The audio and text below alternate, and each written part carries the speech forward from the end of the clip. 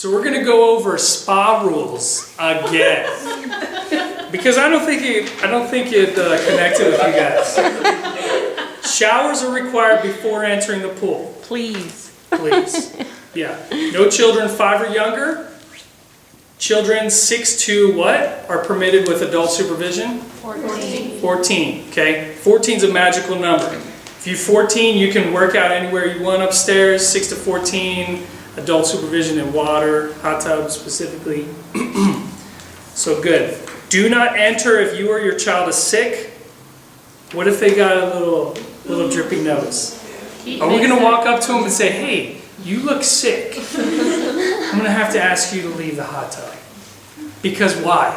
Health of the patron. It's not just going to be regular sweat dripping out a pint at a time. It's going to be sick sweat that we're all floating in. Okay, guys? Let's not reproduce that. So we had a little discussion about hot tubs, and we reviewed a lot of the things that happen in there. Just skin falling off, Band-Aids, hair, sweating, pints at a time. You should see these, their faces are priceless. Okay, pregnant women, make sure they consult a physician. Elderly patrons, the same standard, only swimsuits and others acceptable swim attire. Unfortunately, we have to review that with patrons, because there'll be other creepy couples like cuddling in there, being weird. We're gonna have to go up to them and say, stop it. See this window to the front desk? Anyone can see you doing this. Stop.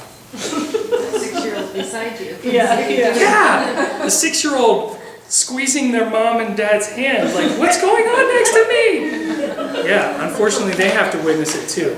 So, all rules for safety of patrons. Good. That was a good review, guys. Proud of you. We went over diving boards. No double bouncing. So don't up, bounce, bounce, bounce, and then jump in. Okay. A lot of that is because people get injured on the second bounce, or the other slip, yep, or that other bounce will throw them off balance and they'll fall off to the side, and we don't want any injuries. Bad. It's bad. It makes you want to laugh until you hear their scream, and then you're like, So swim to the nearest ladder after your dive. We're going to remind the children in particular, hey, don't swim that way. Head directly right or left, okay? Don't cross in front of other diving boards. And then no open swim in the diving area while boards are in use. So we'll have specific dive use times and make sure that no one comes into that area essentially. Aquatics rules, this will be a big one because this is the heart and soul of the pool area anyway. Half of our facility, over half of it is devoted to aquatics. So children under 3 and those not potty trained must wear how many layers of protection? We have 2 on the board. Anyone vote higher or lower? We have 3 on the board. Anyone vote higher or lower than 3 or lower than 2? 4. You want 4? Thanks, Caitlin. Caitlin is 4. 4 layers. And can't move now. And a belt to make sure their pants don't come off. Yes, Derek, you are correct. 3 layers of protection. The standard is diaper, swim diaper, swim cover, Swimsuit. swimsuit. I wasn't counting the swimsuit in the 2. Did you see my wink? I was with you. We were on the same page. Hey, can you get Derek something? I really feel like he deserves it. Well, Derek then gets to choose who gets the next, because he already won something. So. Where were you standing? Oh my, no! She just brought out the Twix, that was my favorite. So, take your children to restrooms regularly. So I was an advocate in the Provo Recreation Center for digital signage that had a child standing like this and then filling up with water after an hour. So if there's any way we could do that, I'm going to try and get that happening. Wouldn't that be cool? A little monitor right next to the clock, and it's just got this little kid wiggling back and forth, filling up with water over time. A great visual for parents to say, you're right, my children, it's been 45 minutes, an hour, we need to take them to the bathroom, okay? Because that's really all we need. We just need a reminder. Time gets away from us as parents, they're having a great time, and next thing you know, there's an AFR. Anyone know what that means? Oh, you told us. I did tell you. Accidental. Woo! My favorite part of that is what? She said accidental fecal release. What's my favorite part? I like the release part. I don't know. Yeah, release. Right? We're used to hearing fecal, but that release really sets a picture. Those are what we have to deal with in aquatics, guys. Hot tubs and AFR. Diapers must be changed in locker rooms. Don't let them do that on the deck, okay? Children 5 and younger and those who can't swim have to be within an arm's reach of a parent or someone 16 and older. Showers are required before entering the pool. That's once again a redundancy. Hopefully we get this message in place. Do not swim. Once again, if you or your child is sick, no running or rough play. That's pretty common. U.S. Coast Guard approved flotation devices. So that is a fallback for us to essentially say, okay, any kind of play toy that says it's a flotation device, it's got to be lifeguard approved, Coast Guard approved. And that's just a way of protecting ourselves, okay? So if that's not Coast Guard approved, we're not going to let it in the facility. Objects such as rings must be kept close to the water and not thrown. Other small toys are allowed. So we left a little room for interpretation with small toys. But essentially no noodles, none of these big water bats, super soakers, none of that. No throwing or launching of swimmers, no hanging or pulling lane lines, no standing on the shoulders of others. What's that called? Chicken fighting, right. Chicken fighting, which is pretty fun. But we don't allow it because we're not a fun facility. So, no flips, twists, turns, back jumps, or back dives off the side of pools, predominantly because the water is shallow. We can't assume that everyone knows how to do those things either. So if we're in our own family pool, I know my children can do that, I'm okay with it, right? But we can't take that liability here. So kickboards are only available for swim lanes or exercise. So we're not going to check out kickboards to anyone who wants it if they want to use that as a flotation device. It's just for swim lanes or exercise.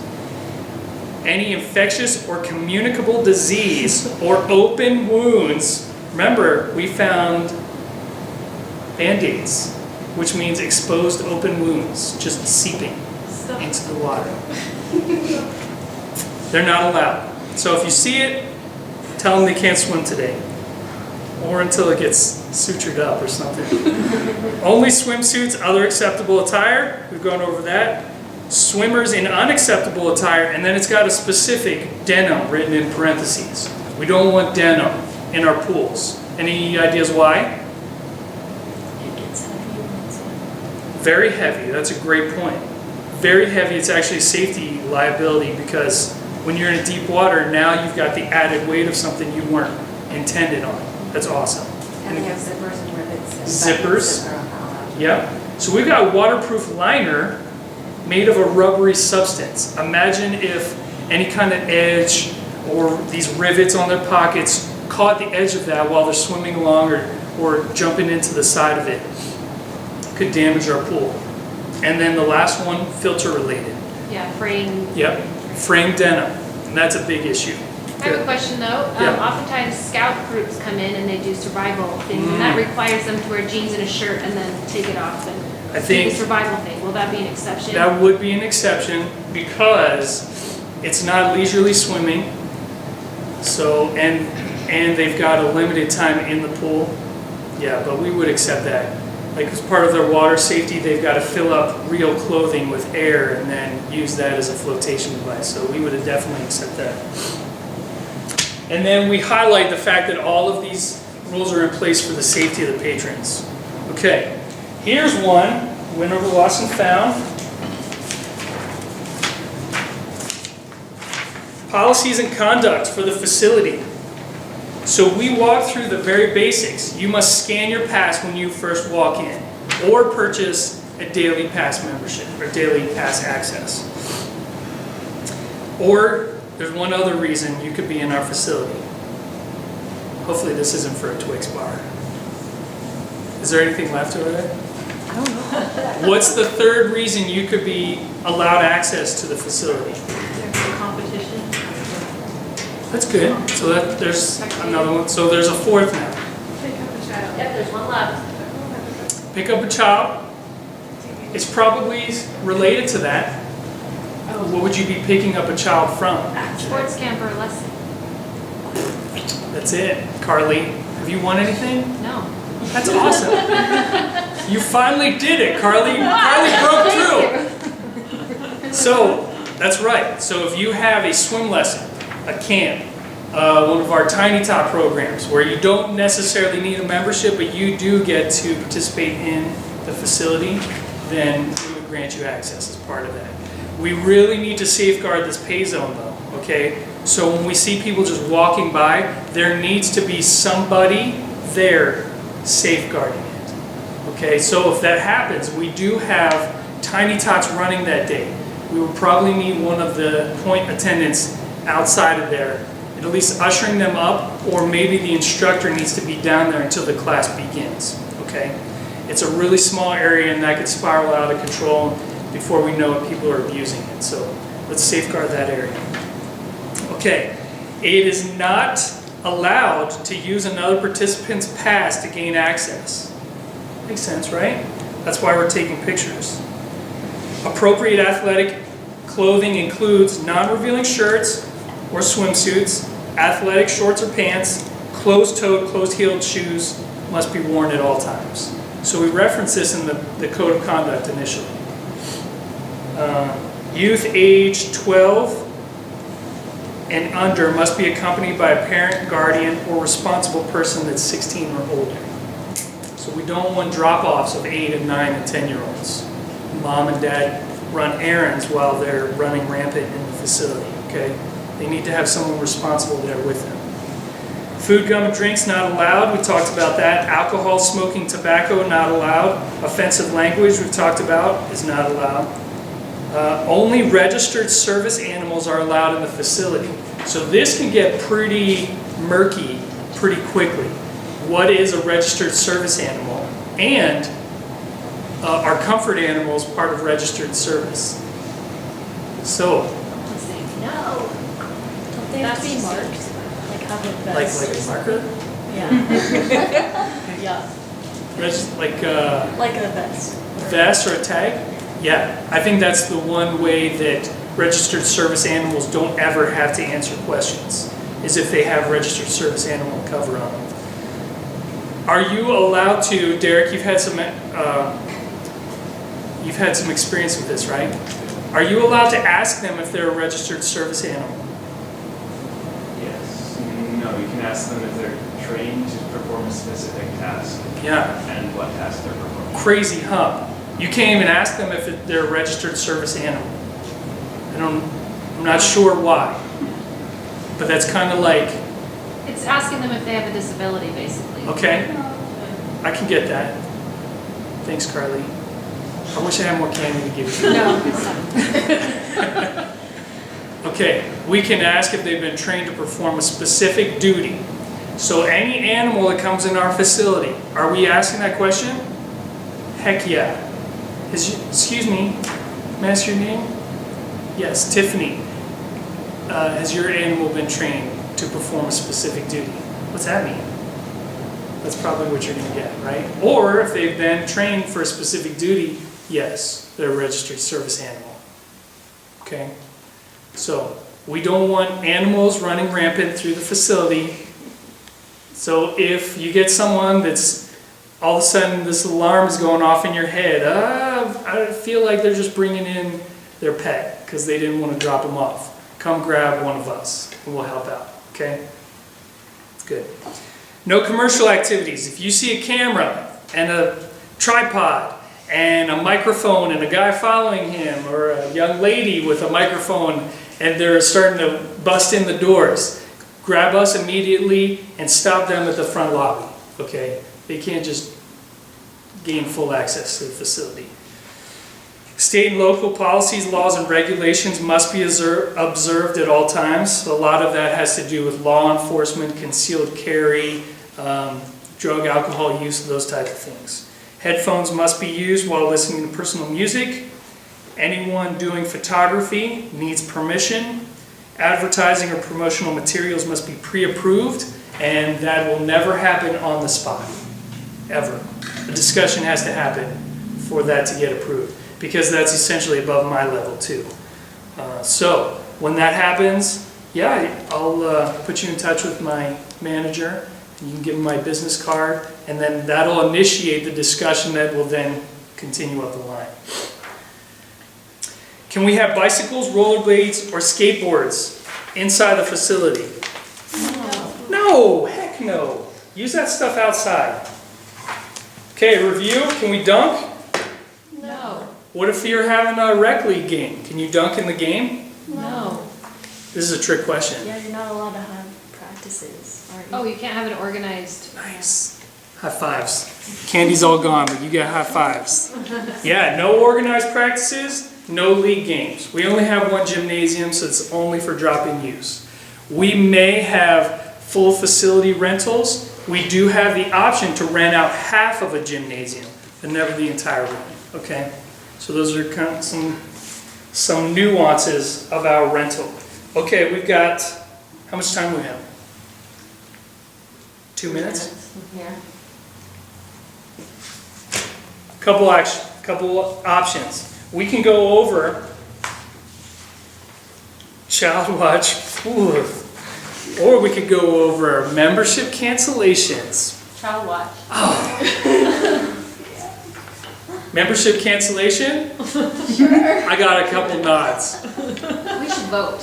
Okay, let's vote. Membership cancellation? Child Watch. What the? I did not see that coming. Okay. It's a cool place to be. Okay. Well, the shortcut, the Cliffs Notes version for cancellation is $36. Okay? We'll give prorated refund for what's left and then a $36 fee. Child Watch. See how quick that was? You guys could have been out of here. Okay. Cancellation policy is on on the Mind Body Yeah. thing. I was searching around and that popped up, so Yeah. that's on people's accounts too. Nice. And it's very helpful to know what is right in front of them versus not. So I appreciate you bringing that up. That's a really good thing to look for as you're reviewing through MindBody. We'll take some time to see what the patrons will be seeing on their receipts versus what we're going to have to share with them. Okay, that's good. Biting, hitting, bullying. Ooh, this is Child Watch 101. Okay, what do you think? Is it allowed? No, it's not allowed. So who here is in Child Watch? Well, that's a pretty good number. So you were hired because you had a lot of experience with children, right? And you wanted more experience. So we're going to give you lots of experience with children. Some of them are going to be terrors. Others are going to be really well behaved. And you'll get everyone in between too. So essentially when that happens, you handle the situation, review the rules always with the child. Hey, we don't allow that. Redirect the child to another activity. You guys know that, right? Staff notify parents when they come back. So make sure you include that. Don't assume, hey, I took care of this like a great babysitter or a great sister or a great mom or dad. Make sure the parents know, hey, your child had an issue with bullying today. They bit someone. Well, if they bit someone, they wouldn't be there. They hit someone, or they called someone a weird name, and I needed to review the rules with them and then redirected them to something more interactive or proactive, some team building type stuff. Make sure you convey that. And then document. We're going to have, unfortunately, a little sheet that's got the terrors on it. We don't want this patron facing, so safeguard it at all costs. Okay? So what we have in ChildWatch right now is a point system, which is, you recall, is that very mobile tablet where they can check in, reserve, pay, and then they're out of there. And then we'll have a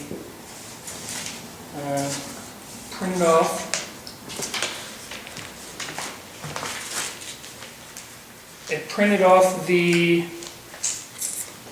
it's essentially the waiver form for parents, where they fill out their signature, child's name, age, if they have multiple children, fill that in, and then essentially sign the waiver.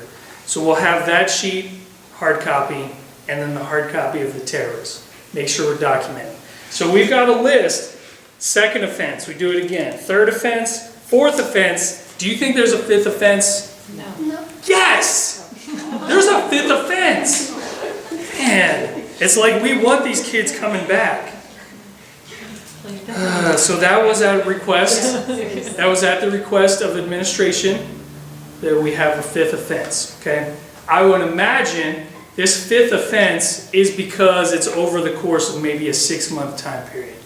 If this is happening concurrently, weekly, we're not getting to the fifth one, okay? At any point, if we feel it's egregious enough, we can suspend them for a set term period, okay? And in here it says suspension for up to 1 week.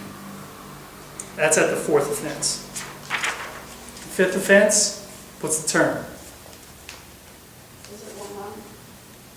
Not allowed to come back. Take a guess, take a guess. We're over time. Dang it. Okay, I know you're just edge of your seats. It's 6 months. We could suspend them for up to 6 months if they get to that point. But I would assume that we're all good enough to make sure these children aren't getting to that point, okay?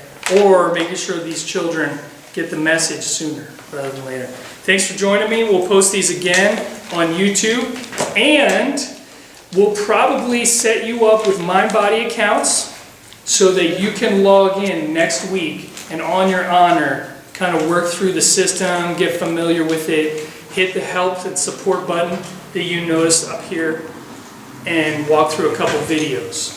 And we'll pay you for an hour and a half of that next week, okay? Thanks, guys.